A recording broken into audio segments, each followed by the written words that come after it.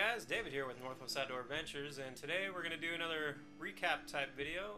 So it's been a long time since I reviewed my Haunted Rebel, and I have since sold it, but I did ride it for quite a few thousand more miles after I did the review, so I figured I'd do an update video and respond to some of your comments and questions and stuff on that video, and you know, maybe address some of the other things I may have felt I left out of that video. So yeah, let's get started. Alright, from user Nate Shibello. How tall is too tall?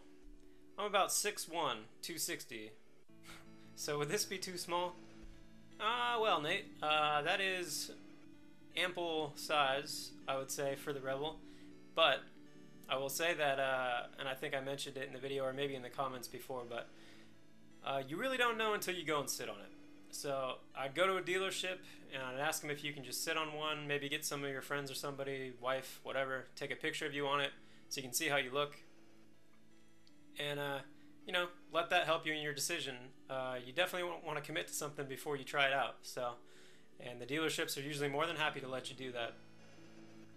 If you don't have one nearby, you know, try to see if there's a local meetup somewhere. I'm sure somebody would let you sit on it. Other than that, yeah, it's tough to say. I mean, personally, if I was that size, I would probably be uncomfortable in the Rebel, and I would probably look for something else. I think the V-Star, Yamaha's 250 equivalent, maybe it's the Virago now, or maybe it was the Virago, now it's the V-Star. Anyways, V-Star or Virago, you can look into those. I think they are a little bit, the frame's a little bit bigger, like the spacing on it, I think. So maybe check those out. Alright, from Brent King. Could it go 80 kilometers road? I'm going to interpret that as 80 kilometers per hour on the road. So, yeah, it could. And I have a video right here of it going 85 miles per hour on the road. Now, of course, my gauge in that video is a little off, so really it's probably going like 70, high 70s, something like that. And the gauge is all teetering around, so that's kind of not as accurate as it should be. But anyways, yeah, I think it can definitely go 80 kilometers per hour. Sustained for how long? I don't know. I'm sure I didn't have any problem cruising at 75 miles per hour. When I had mine, I would commute daily to and from work, and I was on probably a 10-mile stretch of freeway each day that was about, the speed limit was 70, so I never had any power issues with it on my commute. Alright, from user Jun San. Or is it an upside down Clubman? Do they handle good? Thanks. He's talking about my handlebars, and yeah, it was upside down Clubman handlebars that I had on that bike. I really liked them. If you're thinking about getting them, they're pretty cheap. I think they're 20 bucks or something from Motorcycle Superstore or Revzilla or something like that. So yeah, just Google Clubman handlebars and you'll find them. Indeed. 9104. 16 horsepower. That's it? Yeah, that's it. Basically a lawnmower. But it's a cheap one. I mean, like I said in the video, you can find them for around $1,000, and it's a great starter bike, you know?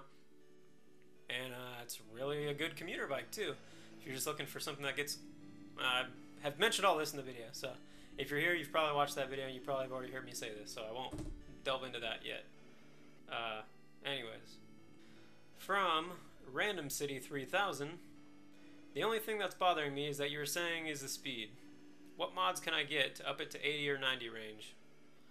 Well, 80 or 90, 90's probably a stretch to do it comfortably.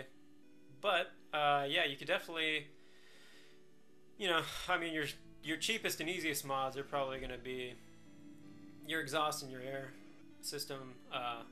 You know, just doing that alone will probably get you a few horses, and that'll probably get you up, you know, mid-80s or something like that. And that's probably, if it were me personally doing it, I wouldn't do much more than that. I think it's kind of a overkill on a bike that size. Then you're just kind of stressing things that don't need to be stressed on that small of a motor. But unless you're going to get a big bore kit, you could always do that. That's a lot more complicated and a lot more expensive than the other mods, but you know, that's always an option. So you could look into a big bore kit, or yeah, like I said, do the exhaust and the air system, and that'll get you a couple horses. Alright, so, you know, I know it's, well, when I put this video up, it'll be riding season, or about to be riding the season. So there's a lot of people looking at this review video probably, you know, thinking about buying it, and they aren't quite sure if they really want to yet. And you know, I would just say, I really can't stress it enough. Please just go to a dealership and sit on the bike, and if you like it, you know, you're gonna have fun on the bike. They have great resale value. I mean, this isn't an ad for Rebels. This is for any 250 really, the Virago or whatever Suzuki's is, the GZ 250 or whatever. Anyways, any of those 250 bikes, and for that matter, dual sports too. You know, like the KLX or the WR 250. Those are both really fun bikes. You know, any of these 250 bikes, there's a pretty big debate, you know, whether you should even bother starting on one, or if you should just move up to the bike that you really want or something like that. And coming from my own experience, I think it was a good decision on my part. I think it taught me better riding skills, and I had a lot of fun with it.